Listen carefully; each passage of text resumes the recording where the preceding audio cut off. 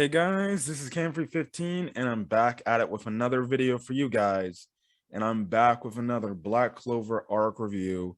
And I recently got done finishing up the second arc in the storyline of the Black Clover series. Now again, I'm watching the anime, I'm not reading the manga, but I'm guessing they tie in together. It's just probably some things are cut out compared to it. But again, yes, and so anyways, as I was getting to my main point, yes, back with more Black Clover, and I'm really getting invested and intrigued in where the story could potentially be going when we get to some of the main arcs of the series.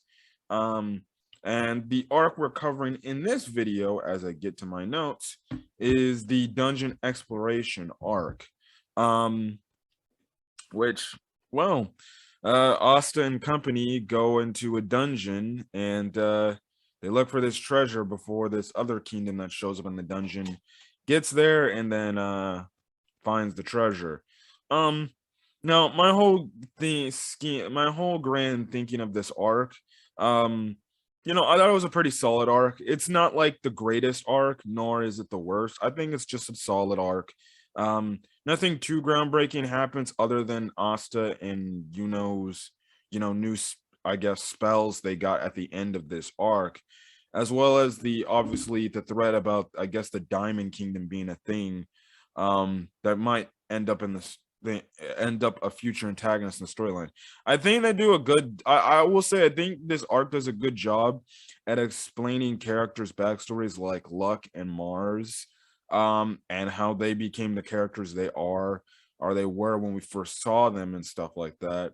I also think this arc does a lot of good in terms of the foreshadowing of, okay, what you might be able to expect, what could be a future arc, as well as the potential, like, okay, what the hell is going on with Austin Unos. But let's get into this arc review. Now for the dungeon exploration arc, it covers manga chapters 11 to what is it 21, and anime episodes 14 to 19. So yeah, a relatively short arc. Heck, I even looked at the third arc, chapters and episodes, and it's still pretty short. So I don't know if they're gonna get into super long arcs. They probably handle short arcs to get their story points across. Hey, if it's more manageable for me to take in, that's more the merrier. But yeah, anyways, let's go and get into this. So obviously we know from at the end of the last arc, the magic entrance exam arc, that the Wizard King called upon well, some squads to do this mission that he formally requested. Now technically the arc starts off where we see this, just, I guess, guy out in just, well, the jungle or something like that, and all of a sudden the ground starts to shake and everything, and that's obviously what we find out, the entrance to the dungeon and stuff like that. So anyways, we find out that the Wizard King came across, talked to Yami, and said to Austin Company that, well, the Wizard King asked for our services and he wants us to go explore this dungeon before, well, the Diamond Kingdom can get there, because we find out this dungeon is essentially, like, I guess you can say, halfway in between of the Clover and Diamond Kingdom. We find out that there's two different kingdoms so far. We don't know if there's more kingdoms, more countries out there, but we find out that there's a Clover Kingdom and the Diamond Kingdom. Obviously, our characters in the Clover Kingdom, and obviously, I guess the antagonists of this are people from the Diamond Kingdom, and stuff like that. And the Wizard King wants the Clover Kingdom residents to go into this dungeon, mostly the Black Bulls, to go into this dungeon, find this treasure before the Kingdom people find this treasure. Otherwise, things could get pretty hecticness with this. And then we've also find out that the Clover and Diamond Kingdoms, respectively, have been, I guess you can say, butting heads and having tension with one another, when has it never been where another country has another butting heads rivalry with another one. But it seems like it could come to blows, I'm guessing. This is my just pure speculation that I envision we're probably going to get a Clover Kingdom versus Diamond Kingdom, arc at some point in the storyline. It only makes sense. like hell for Fairy Tail. If you watch Fairy Tail, the final arc in the series is the Alvarez Empire arc, where Fairy Tail's whole country had to go up against another country of wizards in in the Alvarez country. So you know, I'm guessing we could be getting that and stuff like that. But anyways, Yami says the Wizard King respectively asked for the services of Asta, and then he's gonna make Asta go along with Luck, or he's gonna make Luck and Noel go along with Asta. Asta's obviously happy because guess what? The Wizard King summoned me and wanted me to do this and stuff like that. So yeah, so this is when we kind of get more understanding about Luck and everything in this arc. Now, when we go to this dungeon, they get there and we see the entrance to the dungeon. I just find it funny how Asta, now I say Asta's kind of oblivious and kind of dumb to some things, not all things, but it's funny, like he's kind of dumb to the simplest things. Like it's funny because in this arc he's like, what the hell's a dungeon? And everybody's like, oh god, Asta, come on, man, how do you not know what a dungeon is? Anyways, they enter the dungeon and we find out that this dungeon, that we find out that dungeons in the Black Clover world, like I guess you can say like a tomb, so like those ancient Egyptian tombs where they held obviously the bodies of the pharaohs at the time, or the kings. They would have obviously traps and everything and stuff like that. Well, same thing here. Obviously, there's magic traps and everything. Now, we find out the thing about Luck that is pretty interesting is he can use his magic to actually like find other magic spells and stuff around him. I guess you could say it's like a kind of like a sixth sense. He uses his magic to just, I guess, find other magic, and he makes, and it was funny because he makes Asta frickin' take care of them because we know his sword essentially cancels out any sorts of magic and stuff like that. So I thought it was pretty cool. Now, the one thing also too about Luck that we find out too is we all know from the start of when we first met him that he likes to fight strong opponents. Now, he can also kind of pick up on people's, I guess, strong magic power, alongside obviously Noel, who can do it as well. Now, Asta, he can't do it because, well, he has no magic. So just getting back to that point, when they finally enter like really the more deeper parts of the dungeon, Luck and Noel can sense all this overflowing type of magic power. Asta's like, wait, you guys can sense it? I can't sense nothing. And then they're like, oh yeah, that's right, you have no magic power. So we kind of find out that, well, if you have magic power, you can sense other people's magic power. If you don't, well, you can't do anything. You're just kind of like a normal human, essentially. But like I said, Luck makes Asta deal with the traps and just destroy them. And then he picks up a reading about a really strong opponent. And he's like, hey, you guys go look deeper into the tomb and go find the treasure, because I'm gonna go off. Now he's gonna go fight the strong opponent, and I'll get to that in a quick second, and stuff like that. Another thing I also do like in this arc is they do build the Noel and Asta relationship a lot more. Definitely like a more shipping relationship where, well, we know she's kind of a very snobby type of person, or a snobby type of character. Well, not really. She has a tsundere character. And I definitely do like the fact how she's very tsundere towards Asta and everything in this arc, especially late game. I love the whole moment where he ends up getting attacked and damn near half his clothes, like half his outfit is like ripped off and you can just see his pecs and everything. And Noel's like, can you do something about that? And Asta's like, wait, this? I can't. My clothes are ripped. And he's like, why are you blushing? And she's like, I'm not blushing. I just said take care of it, because we know that Noel is she's, I guess you can say, infatuated with Asta. And she's intrigued with him to the point you could say she is in love with him more than anything. And then by the time we get to this end of this arc, we see that apparently Asta's pulling girls left and right, because apparently he pulls Mimosa. Speaking of Mimosa, it's funny too because Yami's like, oh yeah, I should have probably told them that they're gonna see the Golden Dawn squad in there as well. And yes, we see Klaus, Mimosa, and Yuno in this whole of like in this dungeon too. And they show up when Asta and Noel get into trouble and fall for a trap, and they're almost about to get eaten by like this like almost dang near plant looking creature or something like that. They come and save him, and Klaus is like, whoa god, why are we here to work with the Black Bulls and stuff like that? So you know, I was kind of going back and forth with him and everything. We also find out that well, Noel knows Mimosa, and they kind of have, I want to say, a beef. Noel just calls Mimosa kind of clueless, or she calls her kind of an airhead, to say the least.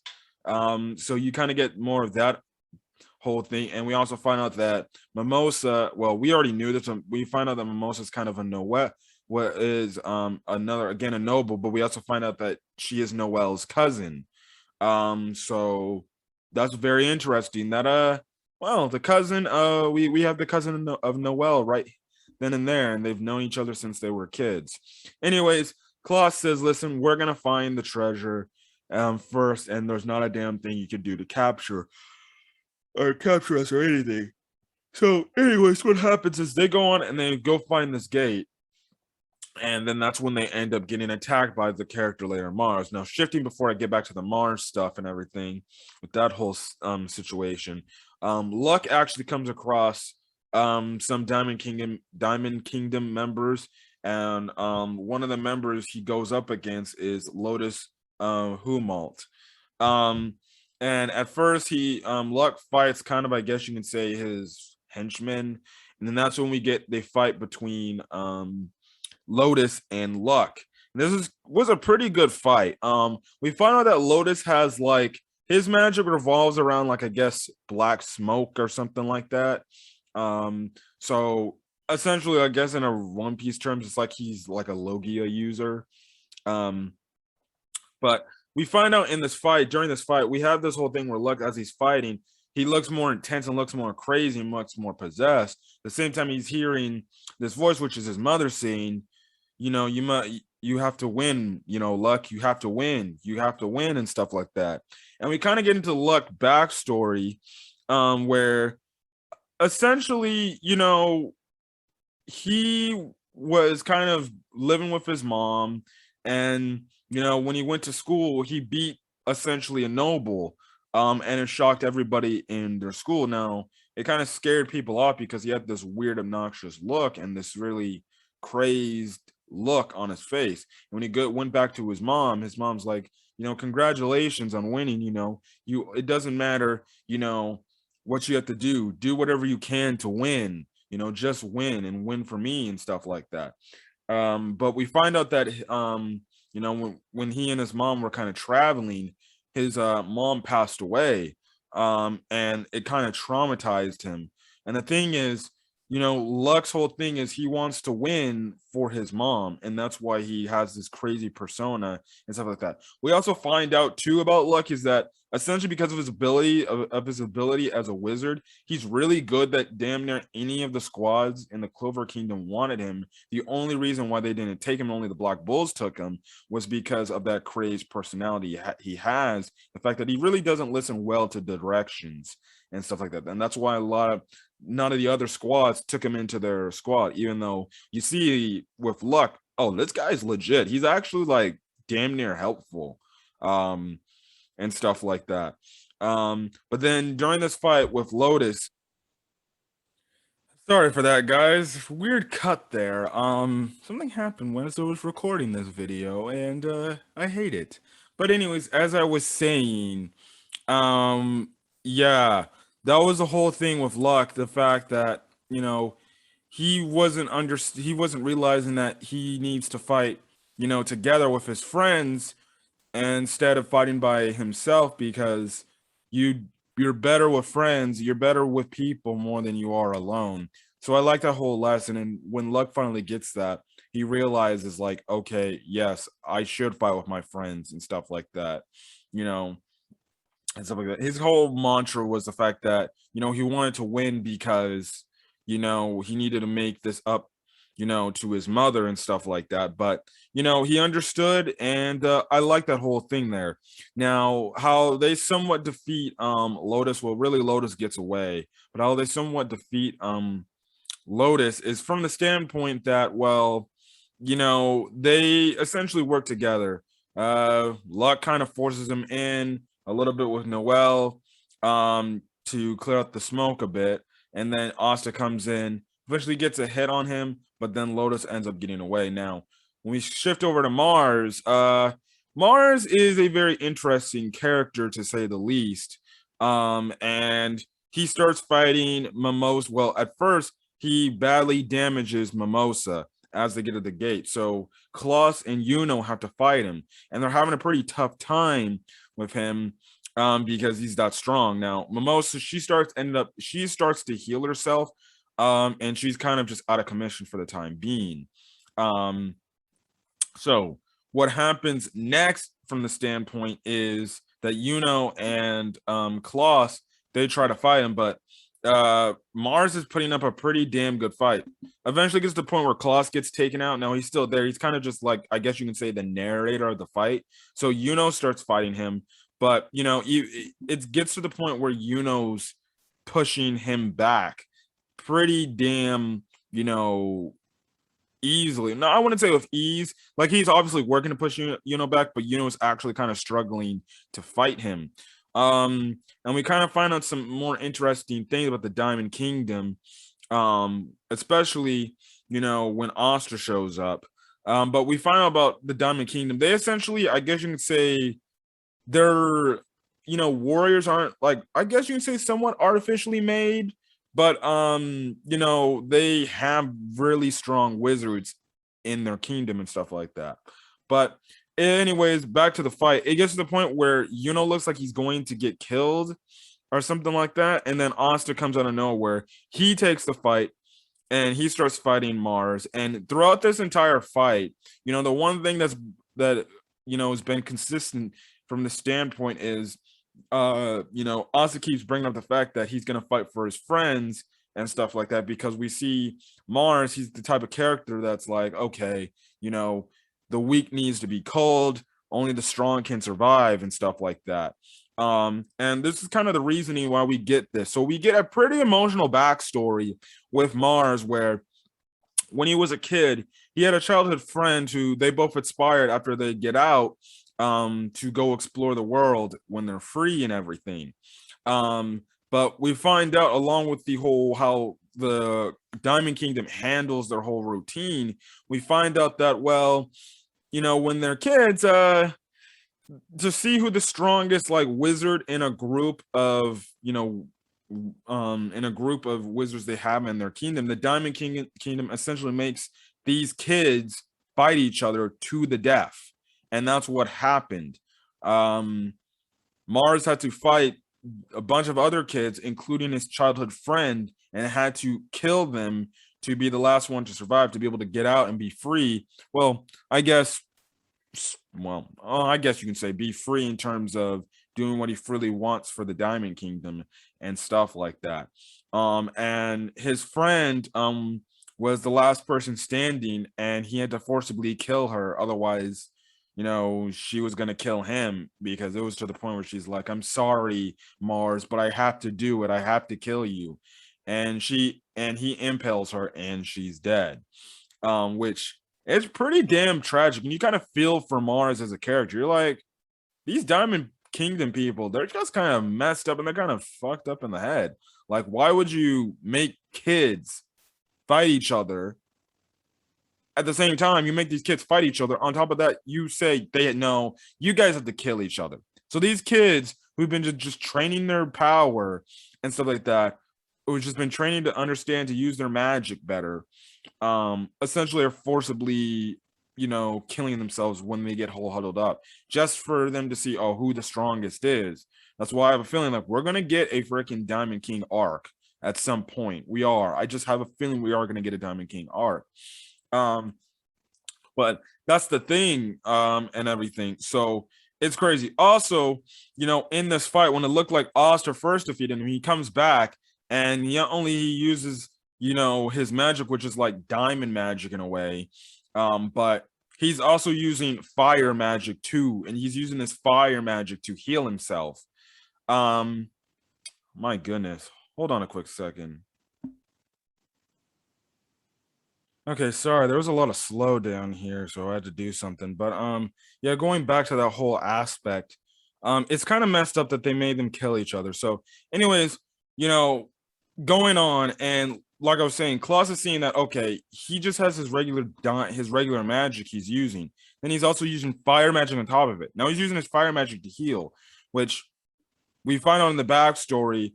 Essentially, what they did is because we see how his grimoire is kind of combined and stitched up, essentially, and he has like 3 crystals in his forehead, or diamonds in his forehead. Essentially, he's got like the combination of like two or more magics, which is really weird. Because then this is where we kind of find out how magic works in this world, or the power system, of the standpoint that only these wizards can have only one, magic, and that's based off the 4 elements: fire, water, wind, and then earth, I believe. Those are it, and essentially they just branch off, and you can use different interpretations of those in that one type of main attributes you have.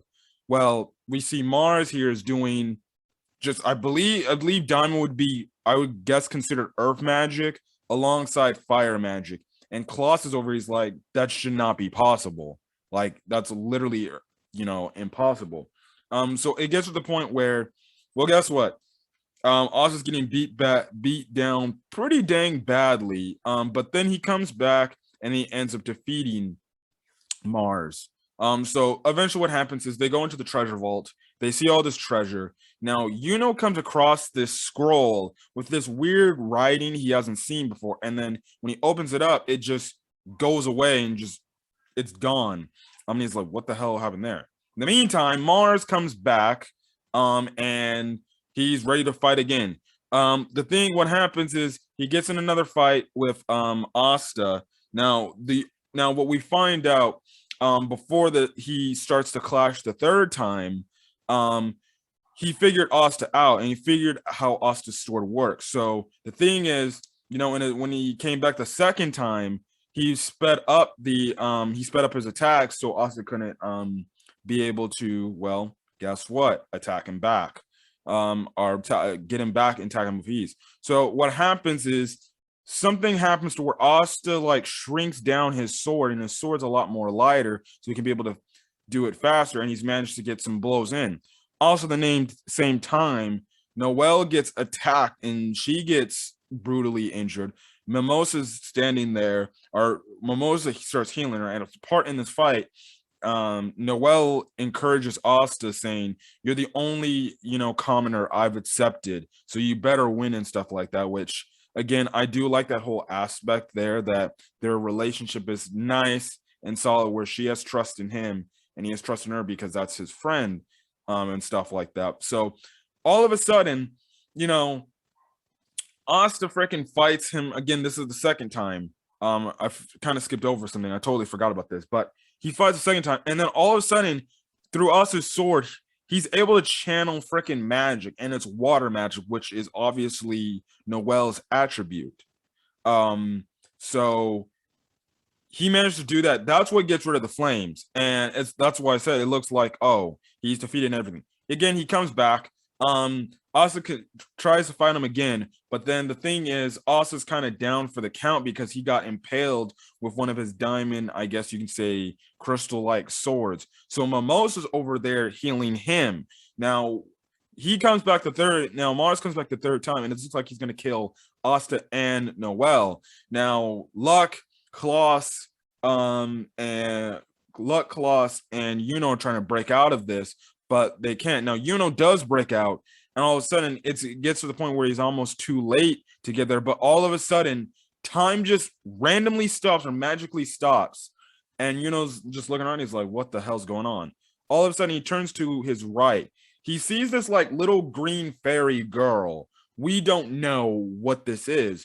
And all of a sudden, this green fairy girl helps out and just pushes away and breaks the diamond sword, Mars, made. Eventually, what happens is it gives Yuno enough time to attack Mars with a crazy spell and defeat Mars for good. And this whole thing, Yuno gets this new magic spell writing in his grimoire. Alongside, we see Asta, as the sword's going back into the grimoire, he has this new spell. So I'm guessing Asta got this new spell where he can shrink down his sword, make it lighter and not so heavy for him. At the same time, he can also apparently channel magic within this sword based on the attribute it is. Now, maybe that's based on the attribute somebody, I guess, motivates him to do. It's really interesting to find out. And then I don't know what this whole time stop thing is. It's going to be very much interesting to see where these two things go from the standpoint of what's going on. Eventually, what happens is the dungeon starts to cave in on itself, and it starts to, well, like anything, try to destroy everybody in it. Now, they all fly on Yuno's little, I guess, air thing. Now, Asta wants to bring Mars with them to save Mars, because they're like, listen, even though he's our enemy, I'm not gonna let him die and stuff like that, which is almost every dang main shonen protagonist that would do that. But they just don't have no time, so they have to leave him there. Eventually, we find out Mars is actually saved by Lotus, because Lotus was actually there the entire time in the fight, and stuff like that. He was just collecting riches and stuff like that. But eventually, what happens is they get out. You get some funny comedic stuff. I found it very funny when they get out. Asta's like, "Oh, Noel, you're showing skin too," and she's like, "What the hell?" And she kind of slaps. I'm like, "Oh my goodness." Well, it makes sense. You might as well get her back and stuff like that. Klaus essentially also too. He hugs Asta, and he has a lot more respect for them now, even though they're common people, because he sees how strong they truly are, which I think I definitely do like for the Klaus building standpoint of a character. Essentially becoming more accepting. Also kind of thanks Mimosa for essentially healing him, and it seems like Mimosa, well, just letting her cousin falls for Asta in a way. Now, personally, if you ask me, I kind of ship Mimosa more with Yuno than her and Asta, but okay. Maybe you can go for well, they wouldn't do that, but in a grand scheme things, if you could get the cousin and Noel, that would be dope. Noel and her cousin, that would be funny as hell. But I have a feeling that he's going to attract a lot of ladies. Now, again, on the Mars side of things, we find out that Lotus saved Mars because he was already in the tomb collecting just gold and stuff like that. And he's like, "Oh, I'm gonna use this gold so I can feed my daughters and stuff like that." And obviously he's like, "You're lucky I was there and I saved you." And that's where we have Mars essentially thank Lotus for saving him. And I guess you could say it's kind of a new lease on life. I don't know if he has a complete new lease on life, but I guess you can say he's more appreciative now. I definitely did like Mars as a character. He's definitely so far a pretty good antagonist, to say the least. Very, good with the motivations he has, and the backstory we were given for him was really dang good. So I enjoyed his character. At first he came across as a pretty bland antagonist, but then when you get the backstory, you're like, okay, he's a pretty good character, to say the least. But I definitely did enjoy this arc. Definitely much. We get more understanding of how things are working, also foreshadowing to the future what Black Clover could happen in the storyline, as well as, well, don't know where the story's going to go now. Apparently, from when I watched the next episode preview, that they're going to go see the Wizard King and stuff like that, which is going to set the next arc. Anyways, guys, if you guys like the video, leave a like. Put in the comment section your thoughts on the dungeon exploration arc. Do you like it? Do you not like it? Something like that, whatever. As well as hit the subscribe button if you want to get more Black Clover content, as well as anything else anime related. Other than that, guys, I'm the guy here. Hopefully, you guys have a great rest of your day or night checking out this video. Until then, guys, I'll catch you guys later. See you guys later. Peace.